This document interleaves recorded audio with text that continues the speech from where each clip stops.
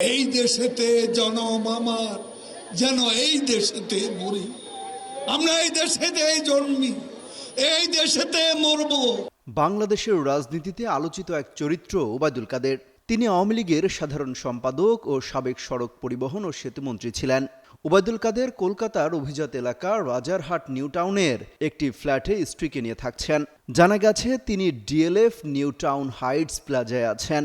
এটি মূলত high rise complex, যেখানে অত্যাধুনিক সুযোগ সুবিধা রয়েছে। শুক্রবার সন্ধ্যায় গাজী নাসির উদ্দিন আহমেদ নামের এক ব্যক্তি ফেসবুক পোস্টে এই তথ্য প্রকাশ করেন। ফেসবুক পোস্টে তিনি লিখেছেন, তার এক বন্ধু কলকাতায় চিকিৎসা নিতে গিয়ে শুক্রবার বিকালে অ্যাপোলো হাসপাতালের অ্যান্ড্রোক্রাইনোলজিস্ট শ্যামাশিস ব্যানার্জির জন্য অপেক্ষা করছিলেন। এ সময় তিনি সেখানে ওবায়দুল কাদেরকে দেখতে পান।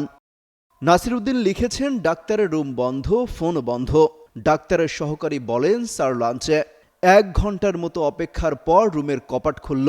এরপর আকাশি রঙের টি শার্ট ও প্যান্ট পরা এক ভদ্রলোক বের হলেন। লোকটাকে চিনে ফেলে যেই না বলছে ওবায়দুল কাদের না, ভদ্রলোক সঙ্গে সঙ্গে মাস্ক মুখে দিয়ে হনহন করে হেঁটে চলে গেলেন। কলকাতায় বাংলাদেশ দূতাবাসের এক কর্মকর্তা নাম প্রকাশ না করার শর্তে জানিয়েছেন, ভারতের সরকার ও আইন শৃঙ্খলা রক্ষাকারী বাহিনীর সদস্যরা আওয়ামী লীগের নেতাকর্মীদের ব্যাপারে ওয়াকিবহাল, তাই কোনো অপরাধ না করলে তাদের হয়রানি করা হয় না। নিউ টাউন হাইটস প্লাজায় আরও থাকেন টাঙ্গাইল 2 আসনের আলোচিত সাবেক সংসদ সদস্য তানভীর হাসান ওরফে ছোট মনির। ছোট মনির সাবেক নৌপরিবহন মন্ত্রী ও শ্রমিক নেতা শাহজাহান খানের জামাতা। নাম প্রকাশ না করার শর্তে আওয়ামী লীগের একাধিক নেতা কলকাতা থেকে জানিয়েছেন, দলের সাধারণ সম্পাদক বাসা থেকে খুব একটা বেরই হন না, তবে মাঝে মধ্যে চিকিৎসার জন্য হাসপাতালে যান। ওবায়দুল কাদের নেতাকর্মীদের সঙ্গে দেখাও করেন না। তিনি মূলত নিজাম হাজারী ও ছোট মনিরের বলয়ের মধ্যেই থাকেন। জানা গেছে, ওবায়দুল কাদের 5 আগস্টের পর কয়েক মাস দেশেই পালিয়েছিলেন। পরে তিনি সীমান্ত পার হয়ে ভারতের মেঘালয় রাজ্যের রাজধানী শিলং চলে যান।